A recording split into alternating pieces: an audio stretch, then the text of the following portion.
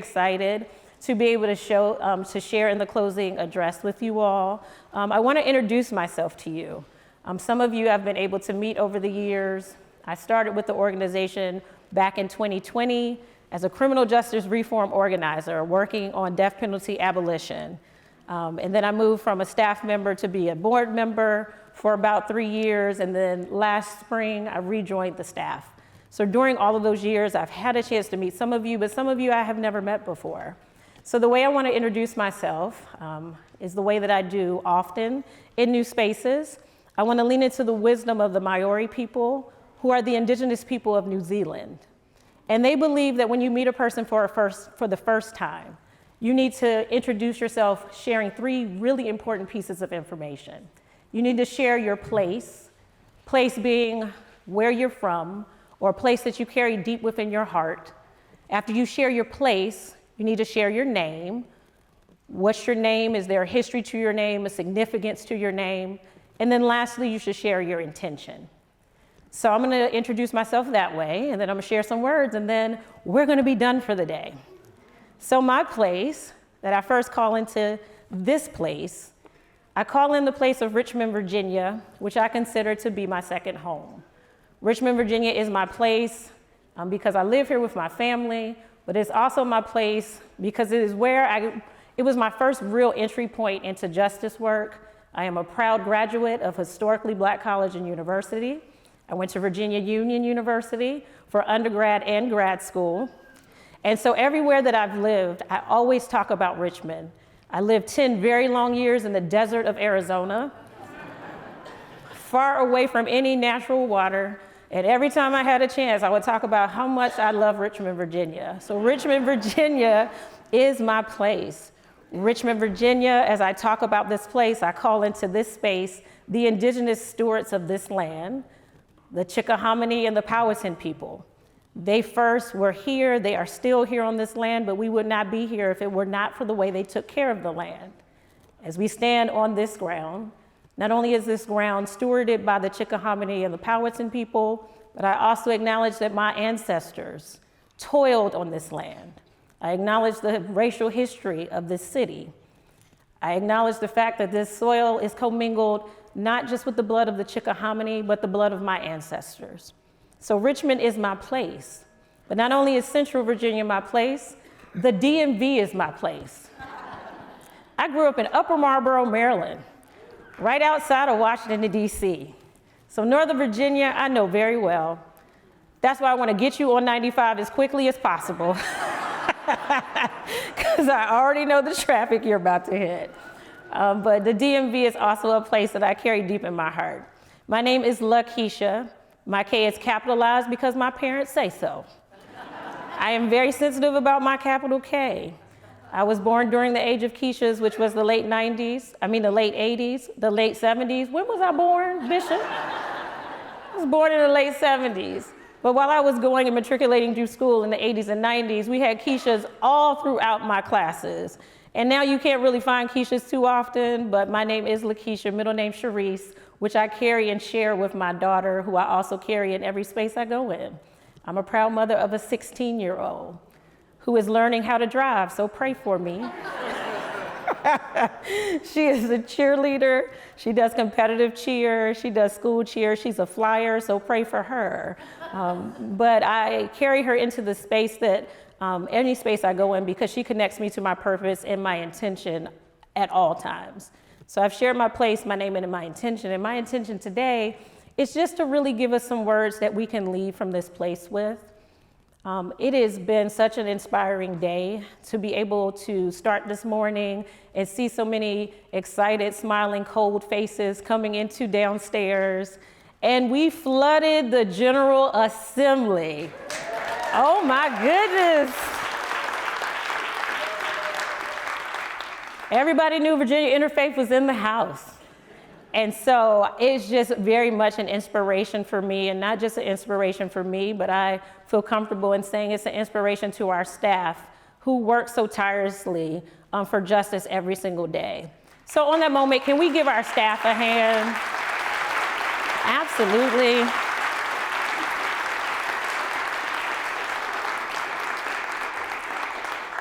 The staff of Virginia Interfaith Center for Public Policy and the staff of Virginia Interfaith Power and Light have come together to really make sure that this was a great day for you, and we could not have done it without them, and we can't do the work that we do without you. So as I stand here on today, I am not missing the moment that we are marking the birthday of one of our greatest freedom fighters, one of the greatest revolutionaries that have ever walked this planet. Today would have been the 96th birthday of Martin Luther King Jr. And so as I was thinking, as I was thinking about what I wanted to share on today, I started leaning into some of the wisdom of Dr. King. It is really hard to conceive that Dr. King was able to accomplish all that he accomplished in just 39 years of life. He was a man of great purpose and a man of great vision. He could see the importance of the role that he was created to play in the fight for justice. But he also had the unique prophetic capacity to not just see the stark reality of his present moment, but while he was looking at the present moment, he could simultaneously perceive what he could see in the future. And I believe that his legacy is one that we can learn from. I believe that his legacy is one that provides inspiration and guidance for the work that we are called to do. Because we understand that the work of justice is not an individual effort, but the way in which we do the work for justice is best done by the collective. It will take the collective effort to continue to transform the world. I believe that the beloved community that Dr. King often spoke of is still possible. I believe that we are positioned, even in 2025, to continue to push the work of justice forward. And I believe that there are great lessons that we can learn from Dr. King's legacy. I believe that his legacy teaches us the importance of perspective, the importance of our purpose, and the importance of perspective. Dr. King's work was guided by his prophetic perspective. Dr. King acknowledged the present, as I've already said, while acknowledging the possibility of the future. During the 1950s and 60s, everywhere that you looked, you could see overwhelming evidence of injustice and oppression. Systems were set up to deny basic human rights solely based on race. The constrictive grip of poverty was draining the life out of our communities. Times were very difficult. Dr. King's work was grounded in what he perceived as the major challenges of his day. He accurately perceived the destructive systems of the present moment, not from a removed place, but directly connected to the people who were feeling the most impacted. And not only did he see what was happening in the present moment, he didn't allow the present moment to paralyze him, but he had the audacity to continue to dream. The present moment was looking like despair. The present moment probably felt very hopeless, but he didn't allow himself to be paralyzed in hopelessness, but he dared to continue to imagine a future that was different than what he was seeing in the present moment. I believe that we need to lean into that same type of imagination and audacity to continue to dream. I believe that it is very important for us to be able to see what is happening in our present moment, but not get so paralyzed by what we're seeing in front of our faces, but allow that to be the motivation and the inspiration for us to continue to dream about something better. And not just dream about it, but actually work towards it.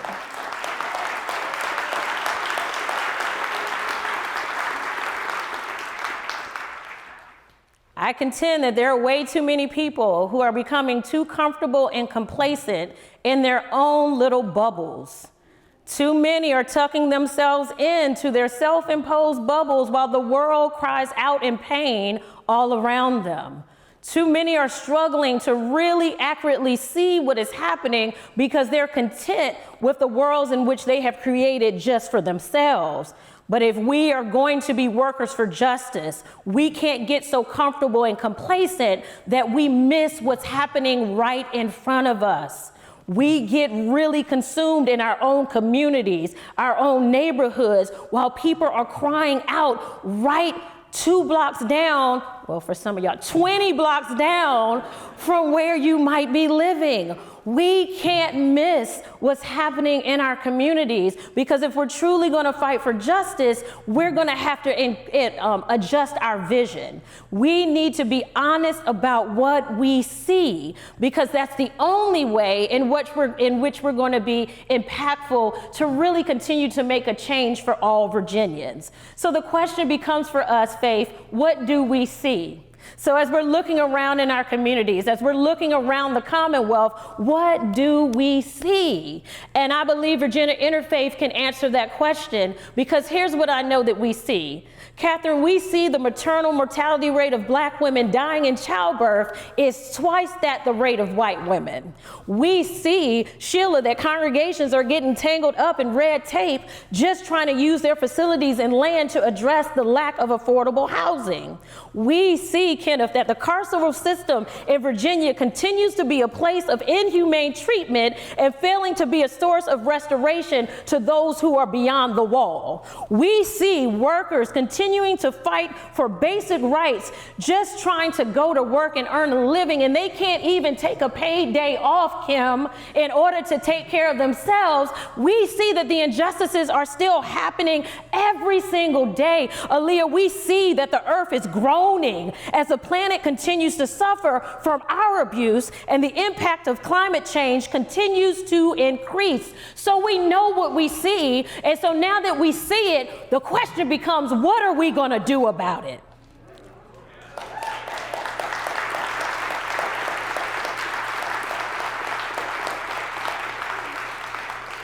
And part of the answer of that question is to continue to fight for good policy. That is a way to start to address some of the injustices that we see all around us. But we can't get so consumed in what we're seeing in the present moment that we become paralyzed and not able to see beyond that moment.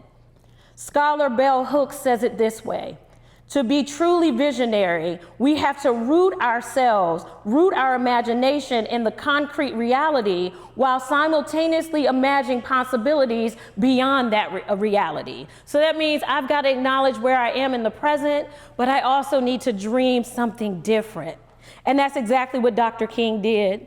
He could see the present, but he also could see the possibility of the future.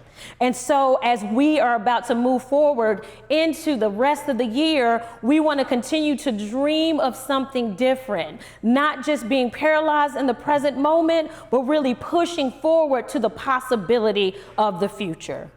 I truly believe that Virginia Interfaith is positioned at an amazing time. There is so much work towards justice and freedom that still needs to be done. We cannot continue to ignore injustices that are happening all around us, and we need to be able to see things as it really is. So Dr. King understood the importance of perspective, but not only did he understand that, he understood the importance of his unique purpose and his unique voice. There was a role that only Dr. King could play in the freedom fight. It required his voice, his perspective, and his gift. And similar to Dr. King, in order to continue to disrupt and dismantle systems, we need everybody to play their part. That means we need your gifts, we need your perspective, and we need your voice. I already said Dr. King was 30 years old during the main years of his freedom fighting, so that means he understood, even as a young man, that his voice was an important part of the process. The work of justice is best done from an intergenerational position. We need every voice and every perspective. We need the wisdom of those that have been in the fight for a little while, and we need the wisdom of those that's been in the fight for a long while. We need everybody's voice and perspective at the table, because it takes all of us in order to do the work of justice in an effective way. So that means we need different perspectives, different voices, different faiths, different races, and creating a space where everyone feels heard and welcome. So for us at Virginia Interfaith, it is a pivotal moment for us to just take a look around the room and really ask ourselves the question, who's missing in this space? Who isn't in this room who needs to have a space with us? And once we identify who's missing, then it's going to take our intentional action to pull them into the fight with us. It doesn't happen magically. It takes intentionality and effort. But I know that it is the power of the collective voice that's able to move mountains. So now, more than any other time, it is important for us to join all of our voices in this fight of justice. So that means we need all of your voices, all of your energy, and all of your gifts. Because who knows what this year is going to bring? We might have some difficult times ahead. There will be hills and there will be valleys. There might be high moments, but there also might be some low moments. But no matter what comes our way, we need to be focused on our role and our purpose. Virginia Interfaith, we've got to know who we are and how we fight. So that means that no matter what comes our way, we have to continue to stay the course and bring our unique flavor and perspective that only we can offer. So no matter what the season is, whether it's an easy season or a difficult season, we've got to continue to serve the purpose that we have been created to serve. And sometimes times can be difficult and it can become hard for us to do that. It makes me think about a story, Ernest, that I heard a while ago about a young woman who received a gift from a close friend on one really dreary winter afternoon. I'm imagining that it was probably cold outside like it's cold outside today. And she was having a really tough time, so her friend sent her a gift. And when she got the gift, she opened it up really excited that her friend had thought so much of her to give her a gift. And when she opened it up, on the inside of the box, she found some flower buds. But it wasn't just any kind of flower. Does anybody garden outside of Pat Shipley? Because I know she's a gardener. Anybody else plant and garden? So she opens up this box and she finds an amaryllis bud. So anybody knows something about an amaryllis plant? This young woman had no idea what kind of plant this was. And she actually wasn't very excited about receiving a flower bud. So what she did was she took the box and she threw it in the back of the closet. She closed the door and then she didn't think about it anymore. She completely forgot that she had even thrown this box into the closet. And then Laura, one day she went and opened the closet door up, and she was surprised to see when she opened the door up that these flower buds had found a way to blossom even in a dark closet. Without any water, without any soil, without any light, these amaryllis flowers had found a place to grow. Instead of waiting for an outside resource to meet its needs, it found what it needed on the inside because of the way in which it was created. And this is what I learned from that amaryllis plant. That means that even in the most dark and unlikely times, and even in the most dark and unlikely spaces, life and beauty can still be produced. And so I think what that says to us, Virginia Interfaith, that even if we might have some dark days ahead, we still are created in such a way that even when the environment may not seem that things can grow, we, Virginia Interfaith, can still continue to blossom.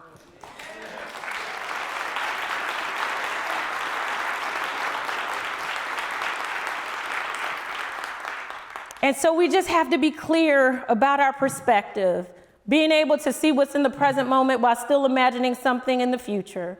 We have to be able to also understand our purpose, that even in dark moments, we can still grow and we can still blossom because of who we're created to be. But then the last thing is we just have to remember and should remember that our persistence is a part of the process. Because here's what I know. Sometimes fights don't happen or victories don't come quickly. We know something about that, right, Kim Bobo? Because paid sick days, we haven't been able to pass quickly. But just because victories don't happen quickly doesn't mean that that's the time to throw in the towel. That means that it's time for us to buckle down, dig in, and continue to do the work that we know that we've been created to do. And so I believe that that's a word that we can lean into. We need to be persistent because we don't know how hard some of these future fights might get. But what we do know is who we've been created to be. We know that we are more strong together than we would ever be separate. And so no matter how difficult it might be for us, we will continue to persist and fight for justice for all Virginians until our work is done. And we lean into the words of the great Fannie Lou Hamer that says that nobody's free until everybody's free. So that means that even though things might be okay for us, I'm not going to be okay until everybody's okay. That means that I can't quit until I know that justice has been felt for everybody. So even though things might get difficult and even though we might not win the first time, we will be persistent and continue to lean into the power that we know that we have as a collective people. And so we are so grateful for Dr. King. We're so grateful for the legacy that he has given to us. We're so grateful for the reminder of the perspective that we need to have, our purpose that we need to have, and the persistence that is a part of this fight. And so we lean one more time into one more word from Dr. King. Dr. King tells us this, that what is needed is a realization that power without love is reckless and abusive, and love without power is sentimental and anemic.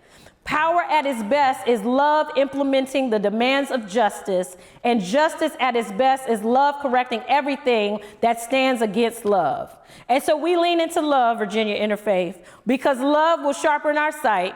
Love will clarify our call and purpose. Love will pull together what was once divided. Love liberates and releases, and love calls us forth from a place of complacency to a place of action. So we say thank you, Dr. King.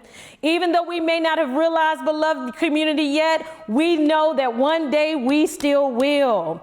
And so Amanda Gorman is going to bring us to a close because she says it this way: what was cursed, we will cure. What was plagued, we will prove pure. What we tend to argue, we will try to agree. Those fortunes we forswore, now the future we foresee. Where we weren't aware, we're now awake. The moments we missed are now the moments we make. The moments we meet, our hearts once all together beaten, now all together beat. Whenever we come together, we will forever overcome. Let us not return to what was normal, but let us reach towards what is next. No matter how we are weighed down, we must always pave a way forward. Thank you. Amen.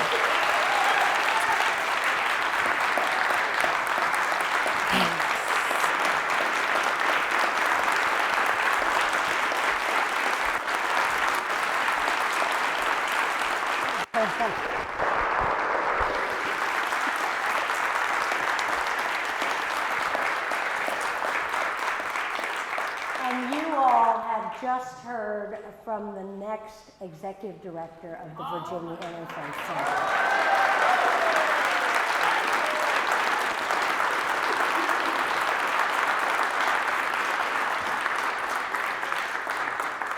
So the board at its December meeting has hired Reverend Dr.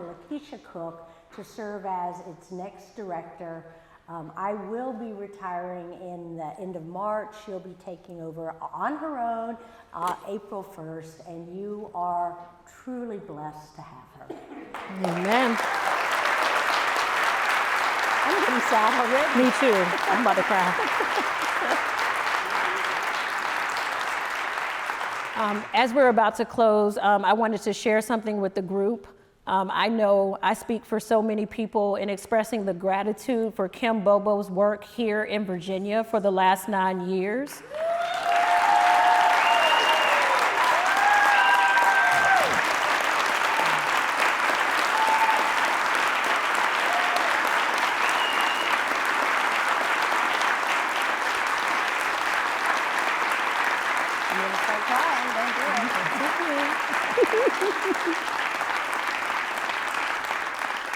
So we are planning several things to celebrate her legacy, but there is one I wanted to share with you all today that she is unaware of. During this General Assembly, Senator Favola and Delegate Carr are doing a joint resolution to commend her for the 9 years that she worked here in Virginia. Oh, that's fun. That's fun. And so when that is going to be shared on the General Assembly floor, we'll make sure that we send an announcement out so that if you cannot come in person, you'll be able to watch it online. That's the least that we could do. I will tell Kim, and just trying to write up what we wanted them to read. There's so much that she's done. I mean, it's just, she is such an inspiration to so many. And Kim, again, just being able to be beside you has been a pure joy for me. So thank you. Thank you for mentioning that. Okay.